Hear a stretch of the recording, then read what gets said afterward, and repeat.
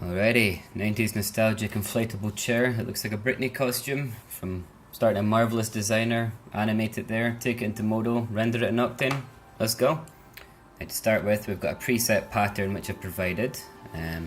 To get that, go and find the pattern, just find the dimensions of it. Then we draw just a simple square. You just left click, that'll give you access to dimensions, and put in those of the image. Now after that, we're going to want to add a material. This is how I'll add the texture onto that.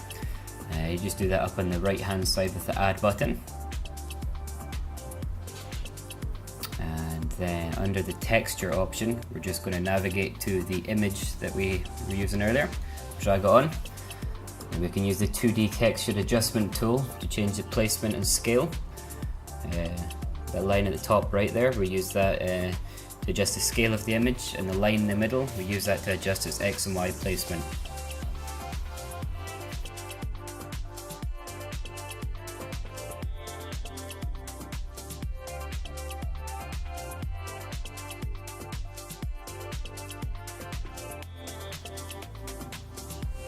Okay, now we have that in place, we're going to start drawing out our shapes. Start with a simple square for just one side. If you find that your image in the background disappears, there's an option in the top bar there to show the 2D texture. It'll show what's behind. So now we're just going to roughly line this up using the edit tool. Now we only need 3 points for this. The less points you have, the easier it's going to be for sewing everything up, and we're just going to create the curvature with the edit curvature tool. So line that up and delete off the top left point. Give yourself a nice triangle. Now the edit curvature tool there, let's just try and match that up to the background pattern as best we can.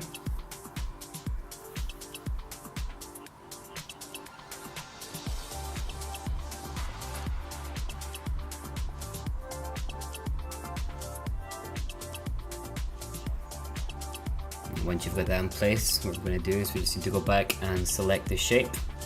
We're going to right click on it and clone a symmetrical pattern. Try and line them up in the center because we're going to join them together. You can hold shift to make sure things stay straight and in line. Okay, that's good. So now we want to right click and remove the symmetry.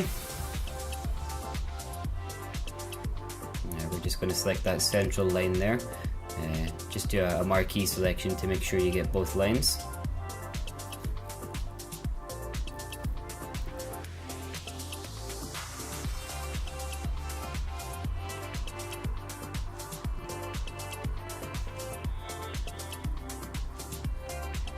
Like the middle one there, and now we're going to merge those two, and that'll get rid of that central line, and we've just got one internal shape there.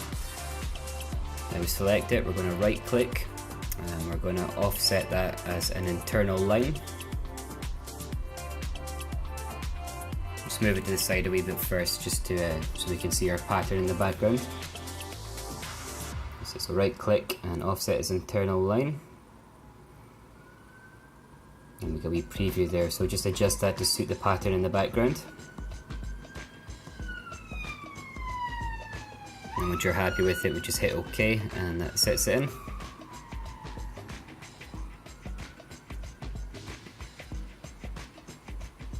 So now we select that internal shape because we need to get rid of that, but we're keeping it for later on. So we'll just get everything lined up first of all, make sure it's all kind of roughly laid out. It's a good idea to do this as you go so things make sense and don't get confusing. We'll select the inner shape, right click, we're going to cut it, then move it off to the side. We'll need that for later on. Let's just select everything and rotate it round into the position it's going to be in.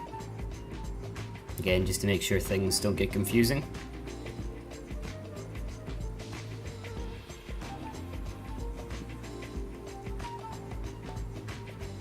So now what we need to do is add air holes, so using the internal circle tool, let's draw out one. We'll just select it. You can use Ctrl C, Ctrl V, use the shift tool to move it around and keep it stuck to axis. I found from experimenting with this about 4 holes is what works best, so add one on top, bottom, and two at either side. and select all of these holes or circles that you've made. We're going to right click and convert to hole. There we go. It just allows for airflow later on. It'll make sense as we go on. Yeah, I just sometimes sim as I go just to make sure things work okay, so we don't have problems later on that are harder to figure out.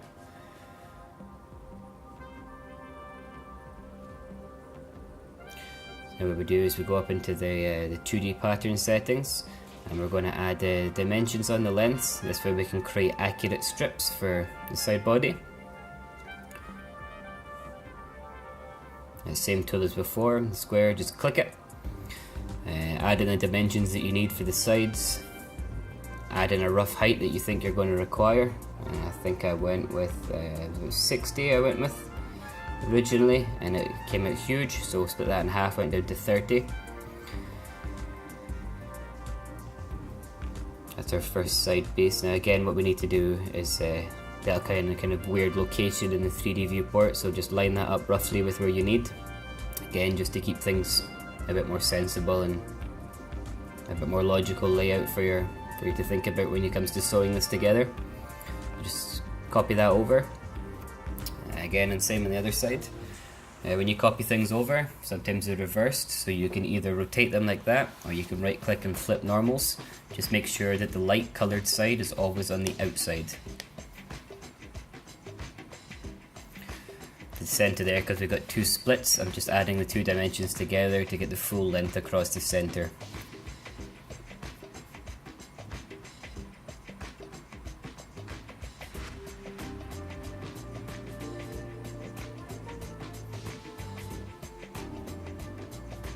So again, let's get that all lined up.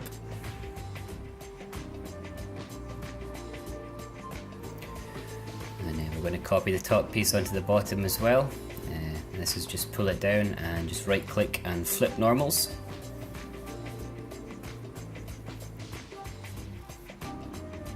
Just freeze that side piece off as well. You can freeze it or deactivate it, just as we don't need that to be part of the simulation. Let's get everything lined up. And once you've got those things in place, we're going to use the sewing tool just to get everything connected together. If at any point your sewing crosses over, like the lines joining them look weird and twisted and out of shape, you just hit Ctrl B, that will reverse the sewing, and it should be good. I always simulate as I go to make sure things are working, that way we don't sew everything together, then at the end find out we've got a problem and you have to go back and troubleshoot, because that's much more difficult. There we go, it's neat and flip there.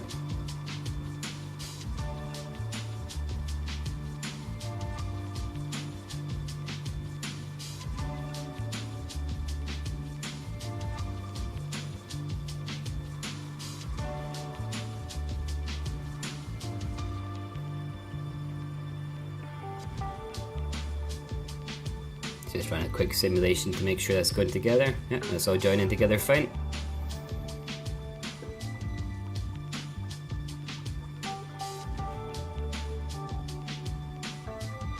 And we're going to create the same process for the interiors, exactly the same way.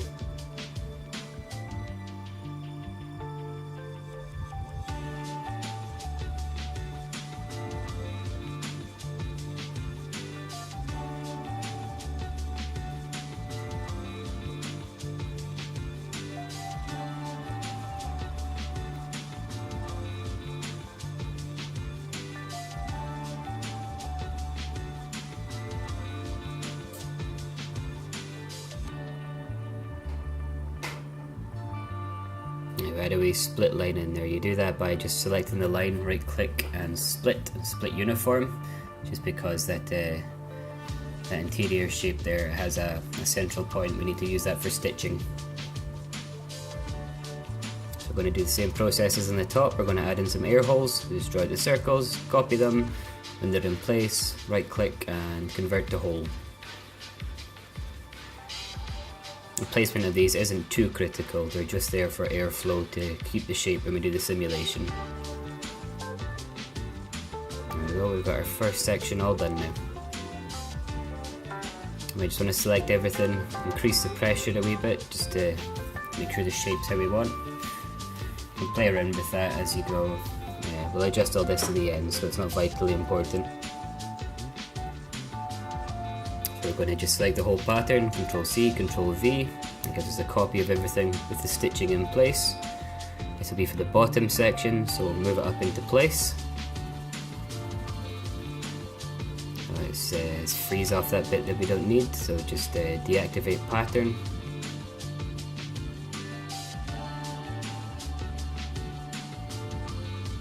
So for this one, we need this to be a lot thinner, so we're going to start by getting these holes and we scale them down. I just did it by eye. You could scale one and then copy them again to make sure you've got exact uniformity, but for this it's really not important, just interior holes. Just scale them down, then select all the top edges of the shape, and we're just going to use the shift tool to bring those down to make everything thinner. You want this to be about 1/5 to 1/6 of the size of the first piece. So the first time around I made it wasn't thin enough, so you have to go in again, scaled in the holes, scaled in the height, just resim it until you find something you're happy with. We're just looking for a skirt that goes along the bottom of the chair, just to add in some kind of extra details and wrinkles. You could do it with just one large section if you wanted, but I just found this to be a more interesting pattern.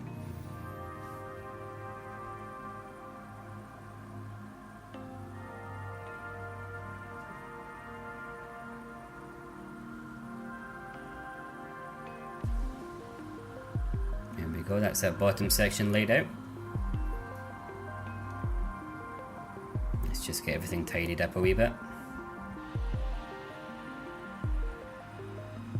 And we're going to do the same thing again. We're just going to select that whole bottom pattern, and you can compare it. You can put it in the pattern if you want to get it exactly, but it's not so vital. For now, we're just going to deactivate that pattern because we don't need it at the moment. So just speed up our simulations.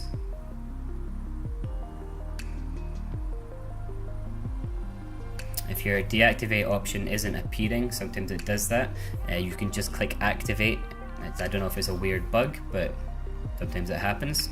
So our first piece again, copy paste it the same. This one we're going to have to do slightly differently, as this top piece has a bit of shaping to it.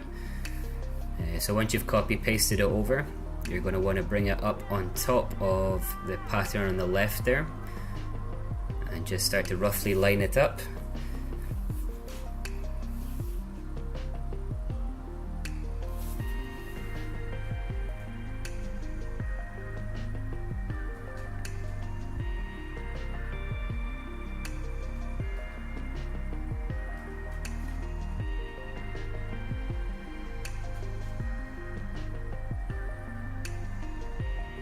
Now to adjust this once we've got everything in place, it's much better if you've got curved shapes to adjust the side that has the most points. If you adjust just the top side, it'll give you like a really weird stretching effect, as you'll see here. So you want to just move it up and adjust the side with the most points to keep that curvature in place. And so we're going to go through, get everything lined up. And once you've got these top pieces lined up, use the middle section to get the height required, to line it up in the bottom, and select all the top edges and move them down. And for the side pieces, we just want to make sure that those edge corners match up. So just pull them and make sure width-wise they're correct, and line them up on the edge corners there. And we're going to use that edit curvature tool, the same as we did at the beginning, just to get that bulge at the side there. This will just give us more room later on in the simulation, so everything's a bit more puffy. And for the bottom one, we're going to do exactly the same process, but you have to imagine that those two pieces that are separated are in fact joined, because after we've made the curve, we're going to be splitting them out. This is so we can stitch the base of the chair in later on. So same as before, let's start by shrinking down the holes. These just need to be there just to let air flow in. You could make this chair without them, but I just found it gave much nicer simulation results. So let's just move everything up, imagining that those two pieces are connected, so roughly about double the width. The same process, we select the the corners.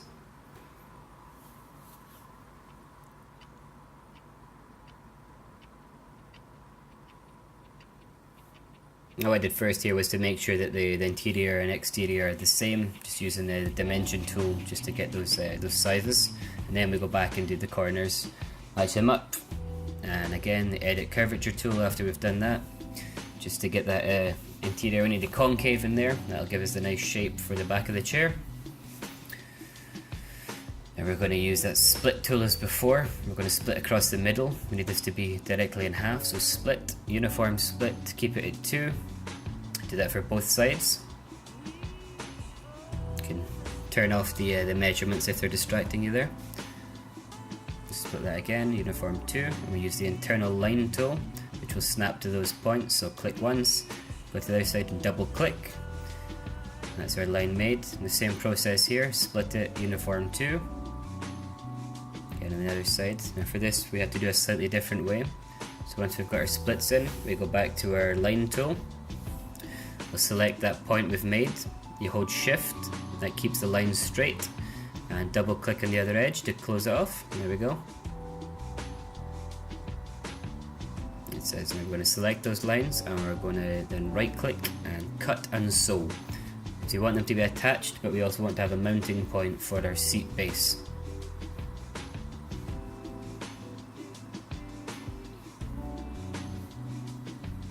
Simulation just to make sure it's all working. Yeah, it seems to be fine.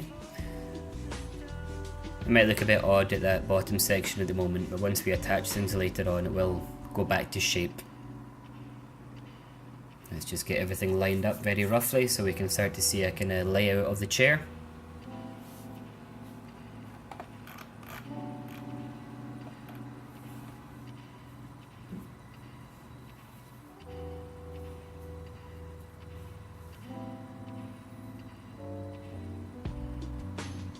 Let's get everything again lined up so it's a wee bit tidier.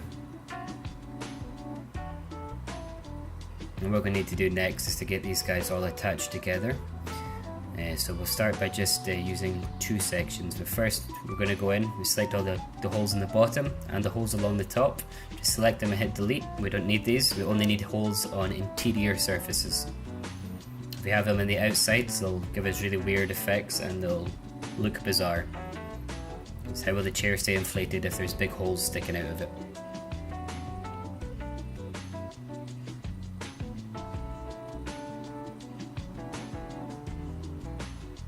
That's it. So what I like to do is we just go section by section just to keep things from getting confusing. So we'll start with the bottom and the mid section.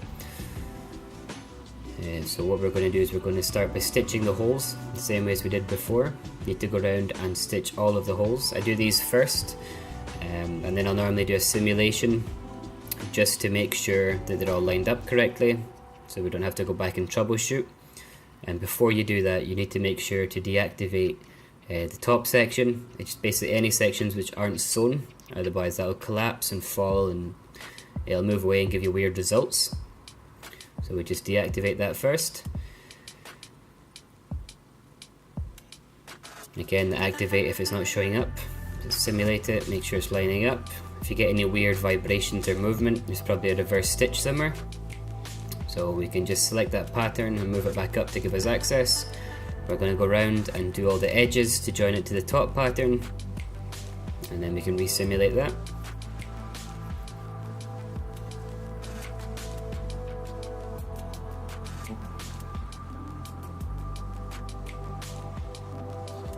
Okay, that's that bottom section done, it's looking good. What we're going to need to do now is do exactly the same with the top section. So for this I would select the very bottom section and deactivate it, as we don't need it. We're going to need to activate the top section, move it down into a kind of more sensible position, and then the same process again. We go through, I would start with the holes. It just makes things a bit more clear, because if you do the edges then the holes, there's a lot of intersecting lines and it's very difficult to see what's going on.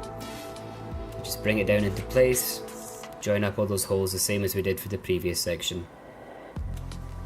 It sometimes helps. You can move the pattern around if you need to lay out in a way that makes more sense for joining up the stitching. Just at the end, make sure to move everything back to where it was, just so that everything makes sense and you don't have mixed patterns.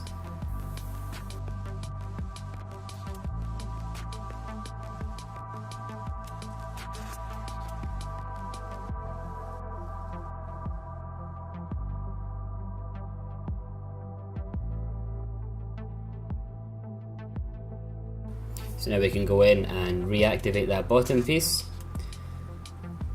So let's just give it a quick simulation just to make sure everything's lying out nice. We can add some pressure in there. I think the final pressure was 70 for the mesh. This is just basically to hold the shape so it doesn't go flat like a pancake.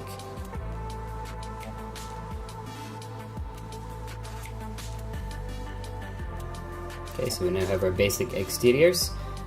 So we're now going to create the interior pieces, the bottom section and the top section, the bit where the bum goes. We use this to trap the air. I've just increased the particle distance to 10 there, just to get a wee bit more detail in, to get things looking a wee bit nicer. So let's we'll just freeze all that stuff off just now, because we don't want that to move in the simulation. We've got that where we want for the moment. And that section that we created at the start, the interior, let's get that active again.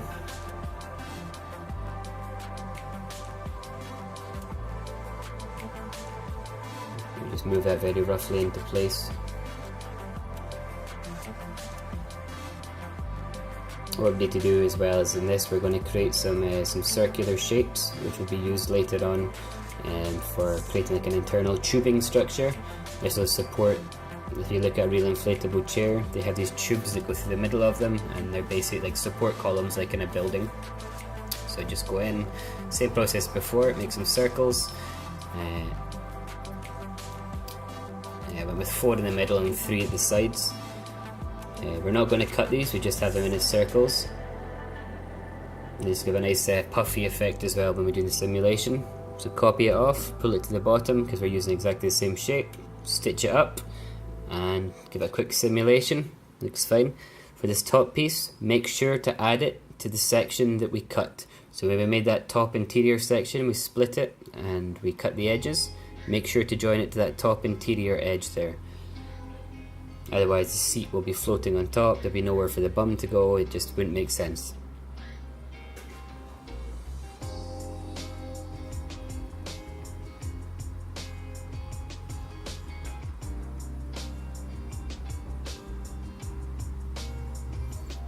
So once we've got those stitched on, run a quick simulation. And what I normally find with that is that it comes out just a wee bit too big. Just after we've simulated, the chair compresses, the shape changes.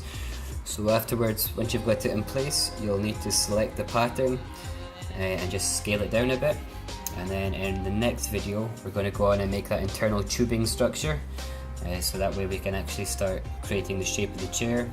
You might need to unfreeze and resimulate anything if you've done it that way, just to get everything lined up. And yeah, we'll get to the next video.